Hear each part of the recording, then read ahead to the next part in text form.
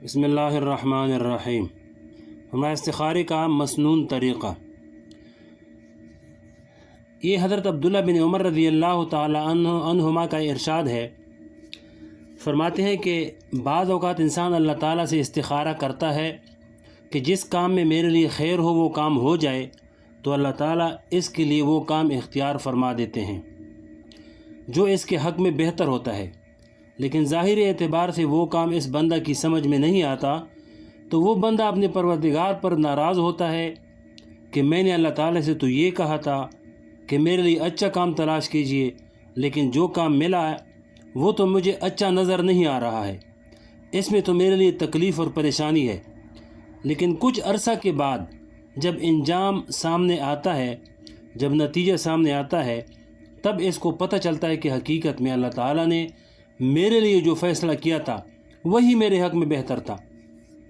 اس وقت اس کو پتہ نہیں تھا، اور یہ سمجھ رہا تھا کہ میرے ساتھ زیادتی اور ظلم ہوا ہے، اور اللہ تعالیٰ کے فیصلے کا صحیح ہونا بعض اوقات دنیا میں ظاہر ہو جاتا ہے اور بعض اوقات آخرت میں ظاہر ہوگا۔ اس روایت میں چند باتیں قابل ذکر ہیں، ان کو سمجھ لینا چاہیے۔ پہلی بات یہ ہے کہ جب کوئی بندہ اللہ تعالیٰ سے استخارہ کرتا ہے تو اللہ تعالیٰ اس کے لیے خیر کا فیصلہ فرما دیتے ہیں۔ استخارہ کسے کہتے ہیں، اس بارے میں لوگوں کے درمیان طرح طرح کی غلط فہمیاں پائی جاتی ہیں۔ عام طور پر لوگ یہ سمجھتے ہیں کہ استخارہ کرنے کا کوئی خاص طریقہ اور خاص عمل ہوتا ہے، اس کے بعد کوئی خواب نظر آتا ہے اور اس خواب کے اندر ہدایت دی جاتی ہے کہ فلاں کام کرو یا نہ کرو۔ خوب سمجھ لیں کہ حضور پاک علیہ السلام سے استخارہ کا جو مسنون طریقہ ثابت ہے، اس میں اس قسم کی کوئی بات موجود نہیں۔ استخارے کا مسنون طریقہ یہ ہے کہ آدمی 2 رکعت نفل استخارہ کی نیت سے پڑھے۔ نیت یہ کرے کہ میرے سامنے 2 راستے ہیں، ان میں سے جو راستہ میرے حق میں بہتر ہو اللہ تعالیٰ اس کا فیصلہ فرماوے۔ پھر 2 رکعت پڑھے اور نماز کے بعد استخارے کی وہ مسنون دعا پڑھے جو حضور پاک علیہ السلام نے تلقین فرمائی ہے۔ یہ بڑی عجیب دعا ہے، پیغمبر ہی یہ دعا مانگ سکتا ہے اور کسی کی بس کی بات نہیں۔ اگر انسان ایڑی چوٹی کا زور لگا لیتا تو بھی ایسی دعا کبھی نہ کر سکتا جو نبی کریم صلی اللہ علیہ وسلم نے تلقین فرمائی ہے۔ دعا کا ترجمہ بتاتے ہیں، دعاؤں کی کتاب میں دعا دیکھ لیجئے۔ فرمایا کہ اے اللہ، میں آپ کے علم کا واسطہ دے کر آپ سے خیر طلب کرتا ہوں، اور آپ کی قدرت کا واسطہ دے کر میں اچائی پر قدرت طلب کرتا ہوں۔ آپ غیب کو جاننے والے ہیں۔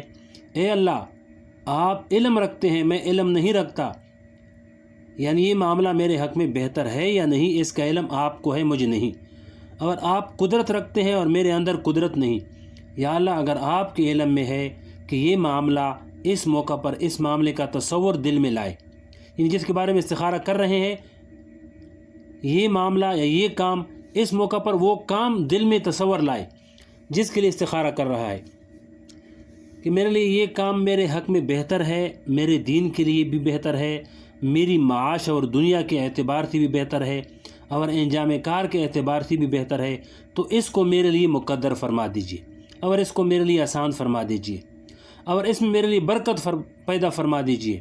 اور اگر آپ کے علم میں یہ بات ہے کہ یہ معاملہ میرے حق میں برا ہے، میرے دین کے حق میں، میری دنیا معاش کے حق میں برا ہے، یا میرے انجام کار کے اعتبار سے اچھا نہیں ہے، تو اس کام کو مجھ سے پھیر دیجئے اور پھر مجھے اس سے پھیر دیجئے اور میرے لیے خیر مقدر فرما دیجئے جہاں بھی ہو۔